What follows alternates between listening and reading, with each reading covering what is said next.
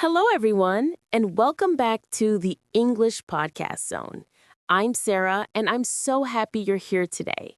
This is episode 19 of our English Learning Podcast series, and in this episode, we are going to visit a place that almost everyone knows, the post office. Now, why the post office? Well, the post office is an important place in daily life. People go there to send letters, mail postcards, buy stamps, send or receive parcels, pay bills, and sometimes even handle official documents. For English learners, the post office is a really practical topic because you might need to visit one if you travel, live abroad, or even just study English in another country. That's right, Sarah. And not only is the post office practical, it's also full of useful vocabulary. Think about it. When you go to the post office, you'll hear words like stamp, package, envelope, address, delivery, express mail, registered mail, and so many more. These words aren't just random. They are connected to real-life tasks. So today, we are going to role-play, explain, and practice everything step by step. Yes, exactly. So whether you are a beginner who is learning English from scratch or someone who already knows some English and wants to get better, this episode will be perfect for you. We will keep the conversations clear and natural, and after each dialogue, we'll stop to explain the new words and phrases. So get ready. Imagine yourself walking into a post office in an English-speaking country. You open the door, you walk to the counter, and you talk to the clerk. That's the situation we are going to practice today. Good morning. I'd like to send this letter to Canada, please. Good morning. Sure, I can help you with that.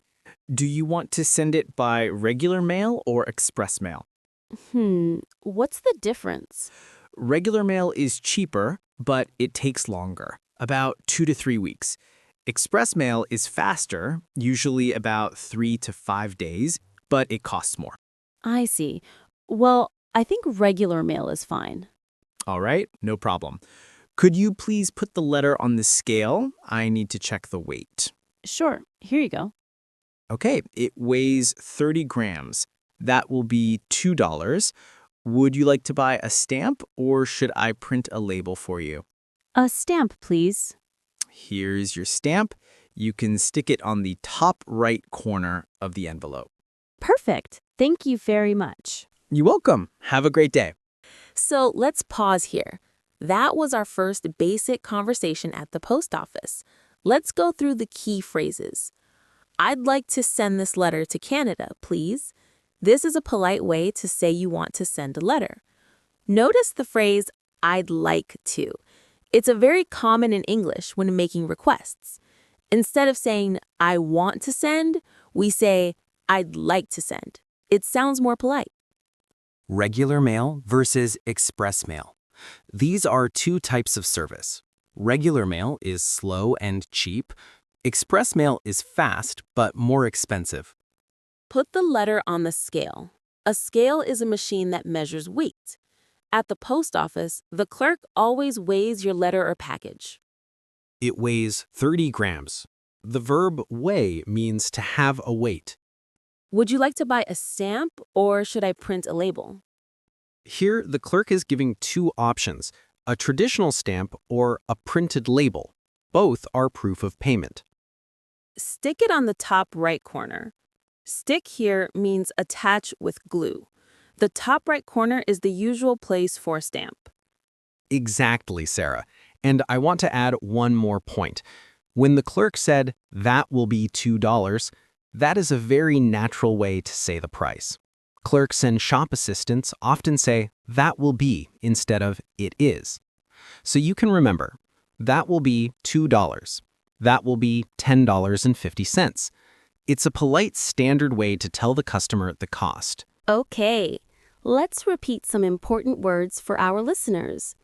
If you are listening at home, try to repeat after us. Letter.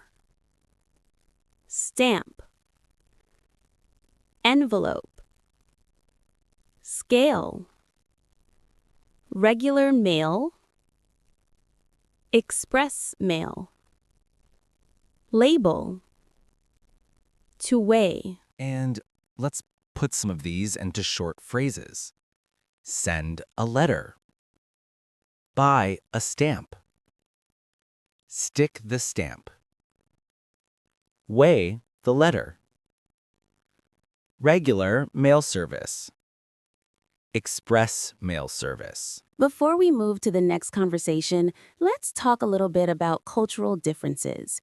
In many English-speaking countries like the United States, the United Kingdom, Canada, or Australia, the post office is usually a very official place.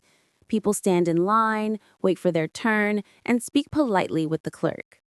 Yes, and sometimes the post office also sells other things like envelopes, pens, postcards, greeting cards, or even small gifts. In the UK, many post offices are connected to small shops, so you might also see newspapers, snacks, or stationery there. Good point. And another cultural note, in some countries, stamps are not only for mailing letters. They can also be used for special collections. Some people collect stamps as a hobby. So when you're in an English-speaking country, you might even hear about stamp collecting. Good afternoon. I need to send this package to New York. Good afternoon. Sure, I can help you with that. Could you please place the package on the counter? Here it is. Thank you. Let me check the weight. Okay, it's 1.5 kilograms. Would you like to send it by standard delivery or express delivery? How long does standard delivery take? Standard delivery usually takes around 7 to 10 business days. Express delivery takes 2 to 3 business days. I think express delivery is better. The package is important. All right. Could you please fill out this form? I need the sender's address and the receiver's address. Sure. Let me write that down. Thank you. Do you want insurance for this package? Insurance? What does that mean? If the package is lost or damaged, the insurance allows you to receive money back. It costs a little extra, but it protects your package. Oh, I see. Yes, please. I'd like to add insurance. All right. The total cost will be $25. Okay, here's my card. Thank you. Please sign here. Done. Perfect. Here is your receipt and tracking number. With this tracking number, you can check online to see where your package is. That's great. Thank you very much. You're welcome. Have a nice day. Okay, let's go step by step through this conversation. The customer said, I need to send this package to New York. Very simple, very clear. Notice that he used the word package. You could also say parcel, especially in British English. Yes, and when the clerk said, could you please place the package on the counter, there are two useful words here. The word counter is the flat surface in a shop or post office where the customer and the clerk interact. And the phrase, could you please, is a polite request form. Instead of saying, put it here, the clerk says, could you please place it here? Then we have the difference between standard delivery and express delivery. This is just like regular and express mail for letters. Standard means normal speed. Express means fast. Exactly. And then we have the word form. The clerk says, could you please fill out this form? This is very common in English. When you fill out a form, you write your information in the blank spaces. Usually, the form asks for your name, address, phone number, and the receiver's details. And then came a very important word, insurance. This is extra protection. If something happens to your package, insurance makes sure you don't lose your money. That's why the clerk explained it carefully. Yes, and finally, we saw the word tracking number. This is a number you receive after sending a package. You can enter this number on the post office website to see the location and progress of your package. Very useful. Okay, let's practice repeating some of the new words from this dialogue. If you're listening, try to say them out loud after us. Package, parcel, counter, standard delivery, express delivery, business days, form, fill out, insurance, receipt, tracking number. And now let's put them into small phrases. Send a package. Place it on the counter. Choose express delivery. Fill out the form. Add insurance. Sign the receipt. Get a tracking number. In many countries, the post office is not only for sending letters, but also for sending packages. And packages are often more complicated than letters because they need more information, such as size, weight, and sometimes even what's inside the package. Yes, in fact, in some countries, if you send an international package, the post office will ask you to write down the contents for customs. For example, if you are sending clothes, you write clothes. If you are sending books, you write books. This is important because some countries have rules about what can and cannot enter. Good point. And another cultural note is about business days. Many post offices in English-speaking countries don't count weekends or public holidays as delivery days. So when they say 7 to 10 business days, that means only Monday to Friday, excluding holidays. And don't forget insurance and tracking. In many countries, if your package is valuable, like electronics, jewelry, or documents, people always choose insurance. And tracking is also very popular because people want to know where their package is at every step. All right, let's do a quick practice for our listeners. I'll play the role of the clerk, and David will be the customer. We'll keep the sentences short so you can repeat after us. Where would you like to send the package? To London. Standard or express delivery? Express, please. Could you fill out this form? Yes, of course. Would you like insurance? Yes, please. Here is your tracking number. Thank you. Well done, listeners. If you repeated with us, you've just practiced a very real post office situation. Hello, I'd like to buy some stamps, please. Of course. How many stamps would you like? I'm not sure. Maybe 10? Sure, 10 stamps. Do you want international stamps or local stamps? What's the difference? Local stamps are only for mail inside this country. International stamps are for letters going abroad. Ah, I see. Then I need 5 international stamps and 5 local stamps, please. No problem. Here you are. Anything else today? Yes, actually, I'd also like to buy a postcard. We have many postcards. Do you want a tourist postcard, like one with pictures of the city, or a blank postcard you can write on? I'd like a tourist postcard. Something with the skyline of the city. Here's one with the skyline, and here's another with a famous landmark. Perfect. I'll take the skyline one. How much is it? It's $1. Great. And can I write on it here? Yes, we have a small desk over there with pens. Wonderful. Thank you very much. You're welcome. Have a nice day. So in this conversation, the key words were stamps and postcards. Remember, stamp is the small piece of paper you stick on a letter to pay for postage. Local stamp used for letters inside the country. International stamp used for letters abroad. Yes, and also postcard. A postcard is usually a piece of thick paper with a picture on one side and space to write on the other. Tourists often send postcards to friends and family. And don't forget the phrase, anything else today. This is a very common question from shop assistants or clerks. It means, do you want to buy something more? Yes, you'll hear it everywhere, in supermarkets, coffee shops, post offices. The polite way to answer is either no, that's all, thank you, or yes, I'd also like. Let's repeat some words from this conversation. Say them after us. Stamp. Local stamp. International stamp. Postcard. Tourist postcard. Landmark. Skyline. And let's put them into small, useful phrases. Buy 10 stamps. Send a postcard. Write on a postcard. Tourist postcard with the skyline. A famous landmark on the postcard. Now, let's talk about other small things you can buy at the post office.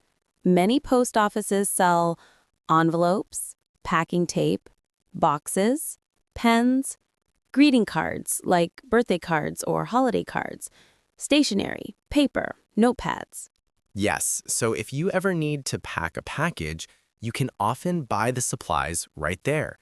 For example, you might say, "Excuse me, do you sell packing tape?" Or, "I need a small box for my package." This is very useful vocabulary for real life. Imagine you're traveling and you buy some souvenirs, but your suitcase is full. You can go to the post office, buy a box, pack your souvenirs, and send them home. Okay, now let's have a little fun. Sometimes the post office can be confusing. For example, Excuse me, I'd like to send this box. sure, but it's open. You need to close it first. Oh, I thought you would close it for me. No, you need to tape it yourself. Oh dear, do you sell tape? Yes, we do. Okay, I'll take one. All right, that will be $3. $3? Just for tape? Yes, ma'am. Well, I guess I have no choice. This happens a lot. People come with open boxes and the clerk says, "Sorry, you must close it yourself." It can be a little embarrassing, but it's normal. Another funny situation is when people put too many stamps on a letter. Yes, like 20 stamps all over the envelope. And the clerk says, you only needed one. One cultural note. In many countries, stamps can be bought not only at the post office, but also in convenience stores, supermarkets, or even vending machines. Yes, and postcards are very common in tourist areas. For example, near the Eiffel Tower in Paris or Times Square in New York, you'll find many small shops selling postcards. And another note, in some countries, postcards are not just for tourists. People also use them for official purposes, like voting by mail or receiving government notices. Okay, listeners, let's practice. Repeat after us. I'd like to buy 10 stamps. Do you have international stamps? I need a postcard with the city skyline. Can I write on it here? Do you sell envelopes? I need a small box. Great. These are all real sentences you can use next time you're at the post office. Excuse me, I need to send this package abroad. Of course. Could you please fill out this customs declaration form? Customs declaration form. What is that? It's a form where you write down what's inside the package. Customs officers in the destination country need to know the contents. Oh, I see. Okay. It contains 2 t-shirts and 1 book. Perfect. Please write that down. And don't forget to write the value of the items. Value? Yes, how much they cost. For example, the t-shirts are $20 and the book is $10. Got it. Okay, I've filled it out. Great. Please sign here at the bottom. Done. Thank you. That's all we need.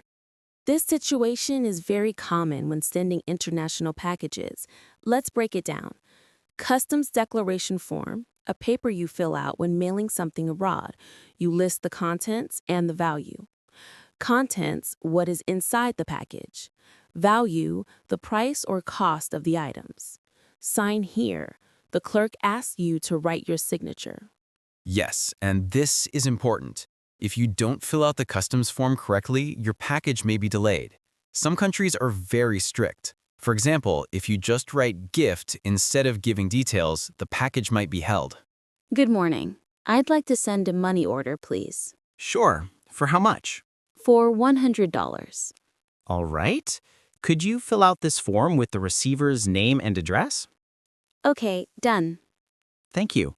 Here's your receipts. The receiver can collect the money at their local post office. Perfect. Anything else today? Yes, I also need to pay my electricity bill. No problem. Could I see your bill, please? Here it is. All right. The total is $75. Here's my card. Thank you. Payment is complete. Wonderful. Thank you for your help. You're welcome. Have a nice day. Okay, so let's look at two important services here, money order and paying bills. Money order, a safe way to send money through the post office. It's like a prepaid check. Receipt, proof of payment. Bill, a document showing how much money you owe for electricity, water, gas, etc. Pay a bill, give money to settle the bill. Yes. And here's a useful phrase. Anything else today? You remember that from earlier. It's always used when the clerk checks if you need more services. Okay, let's repeat the new words. Customs form, declaration, contents, value, signature, money order, bill, receipt. And let's try them in short phrases. Fill out the customs form. Declare the contents. Write the value. Sign your name. Send a money order. Pay an electricity bill. Keep the receipt. In many countries, the post office is not just for mail. It can also be a place for financial services. For example, in Japan, the post office works almost like a bank. Yes, and in many rural areas, people pay their bills at the post office because it's easier than going to the bank. And money orders are very traditional. Nowadays, many people use online transfers, but money orders are still popular for people who don't use the internet much. Okay, listeners, repeat after us. I need to fill out a customs form. The package contains clothes and books. I'd like to send a money order. I need to pay my electricity bill. Can I have a receipt, please? Great job. These are real-life sentences. And that brings us to the end of episode 19 of the English Podcast Zone. Today we walked together through the post office. We learned how to send a letter, how to send a package, how to buy stamps and postcards, how to fill out forms, how to pay bills, and even how to send a money order. Yes, and along the way, we practiced important vocabulary, real-life conversations, and cultural notes. Remember, the post office is a place where polite English is very important. Always say please and thank you, and always listen carefully to the clerk.